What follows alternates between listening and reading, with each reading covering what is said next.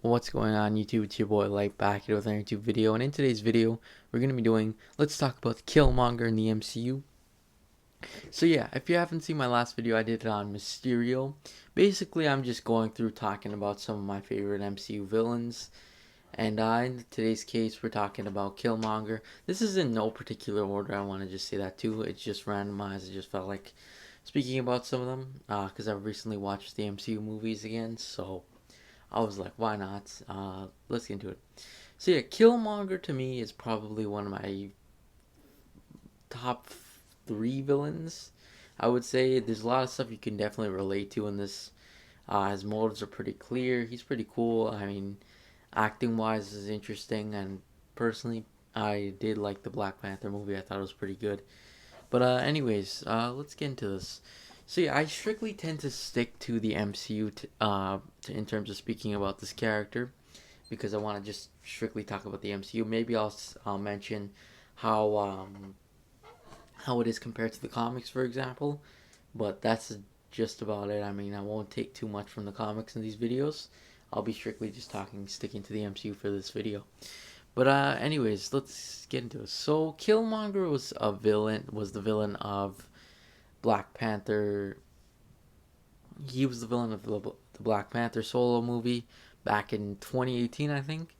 So he's fairly new. I mean, he's it's been about what, three, or yeah, I think three and a little bit of years, three and a little bit years since the movies came out, and I'll start this off by saying this. I must say, Michael B. Jordan's acting very well done. Some would say this kind of resurrected his career, and personally, I don't really think that. In all honesty, I don't really think this resurrected his career. I mean, he does do a very, very good job, but some would say, I know it's kind of striving off the topic here, but I know some people would like to say that, but personally, I just think he definitely was still a good actor. I mean, personally, I don't think his career was like destroyed after Fantastic Four or something like that. So I just wanted to give my kind of thoughts on that. I mean, I know a lot of people like to say that, but personally, I don't think that. I think he's been a pretty good actor. It was kind of bad in the Fantastic Four movie, but yeah, it was still all right. Uh, in terms of his acting and stuff, it was decent. But anyways, let's continue into this movie. Or sorry, this let's talk.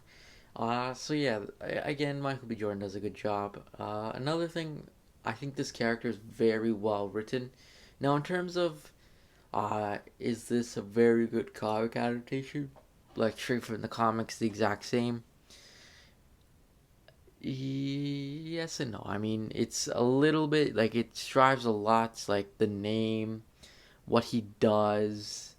It strives a lot from the comics, but things have changed in terms of his backstory. Is a bit changed. It changed a little bit in terms of like the sense that in the comics his father did die, but it was both his parents, and they were in, I think they were in Wakanda during the time, and then he was left. So there was nothing about like Oakland or anything like that. So yeah, but like in terms of the sense that he comes back for Wakanda and everything like that, that's completely like an adaptation, fine, like as is. But anyways, let's just quickly talk about his motives. I mean, his motives are pretty good. I mean, simply he wants to basically take over Wakanda because as a child, King T'Chaka ended up killing his father and leaving him behind, and basically to fend for himself. And he was trained up, and he ended up wanting to take back Wakanda, basically, with sort of the help of Eucelius Claw. I mean, he killed him, so yeah. But he wanted to take over Wakanda to basically provide weapons to the world, and basically he wanted to fight for somewhat of the minorities of the world and whatever.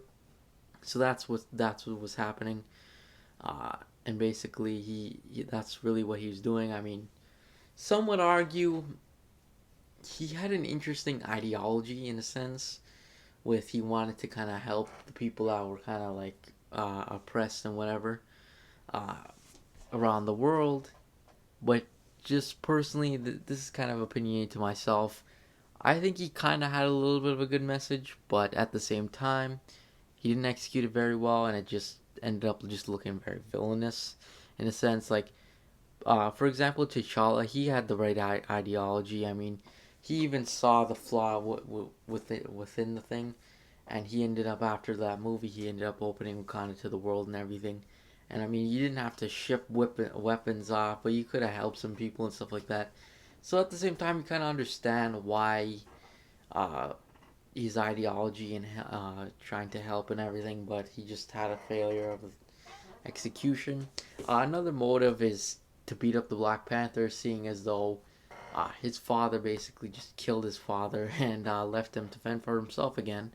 So, I mean, if personally, again, opinionated to me, if somebody did that to me, I would probably do the same thing. You can't even lie. I mean, most people would probably do the same thing again. Like, just imagine your parents are basically gone. You're by yourself, and you see your cousin basically taking over the stuff that I think actually, if he had been brought back to Wakanda, he would have probably been king too.